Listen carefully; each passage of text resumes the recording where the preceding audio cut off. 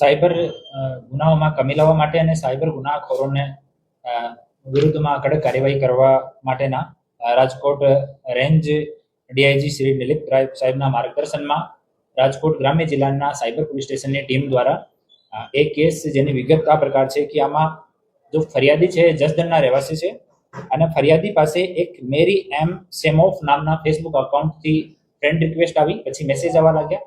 મેસેજમાં બંને વચ્ચે વાત થઈ. એના બાતચીતમાં સામાવાળા જો લેડીઝ હતા એવો જણાયો કે હું એક દીકરાની માં છું અને અમારા હસબન્ડની ડેથ થઈ ગઈ.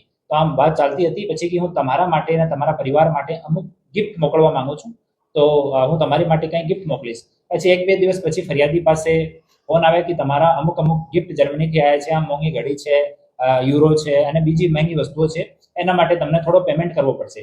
ઇનિશિયલી થોડા પૈસા લીધા, પછી ટૂંકે પૈસા લઈને ટોટલ 6,31,900 રૂપિયા ઓનલાઈન ફરિયાદી પાસેથી ટ્રાન્સફર અલગ અલગ અકાઉન્ટમાં એ લોકો કરાવી દીધા.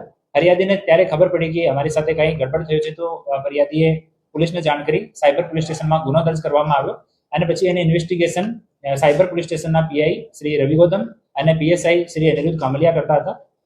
આ ગુનાની ઇન્વેસ્ટિગેશન દરમિયાન ટીમને ખબર પડી કે એ લોકો જો છે એ આફ્રિકાના અલગ અલગ કન્ટ્રીઝના રહેવાસી લોકો છે અને દિલ્હી અને એનસીઆરમાં રહીને એ લોકો એવી રીતે લોકો સાથે છેતરપિંડી કરે છે.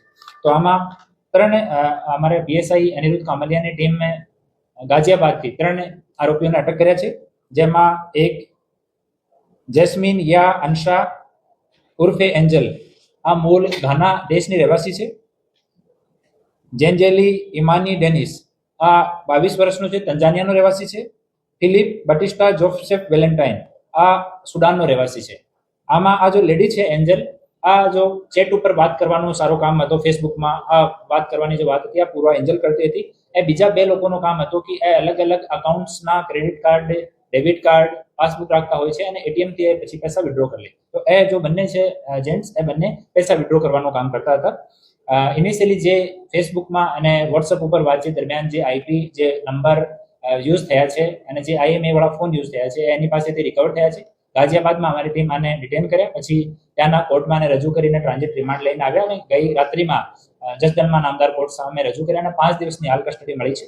આ લોકોની વિઝા વિષયમાં અને બાકી ક્યારે એ લોકો આયા, કાયદેસર દેશમાં છે કે ગેરકાયદેસર છે, જૂના કોઈ ગુનાહિત ઇતિહાસ છે, આ બધી વિષયમાં હાલ ઇન્વેસ્ટિગેશન જે છે ચાલુ છે. હાલ એકવાર આની પૂછપરછ ચાલુ છે.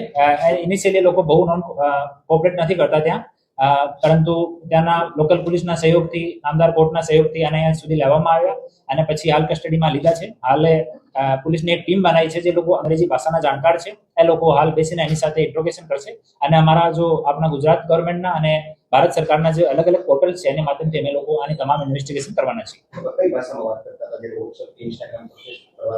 એ લોકો મૂળતઃ હિન્દી ભાષા જે અંગ્રેજી ફોન્ટમાં લખેલી છે એમાં વાત કરતા હતા અને હિન્દી એ લોકો અમુક સમયમાં આને સમય થઈ ગયો તો થોડા હિન્દીના જાણકાર પણ છે અને બાકી એ લોકો આના એઆઈના જે ચેટ જીપીટી વગેરે છે એની મદદ એ લોકો લેતા હતા.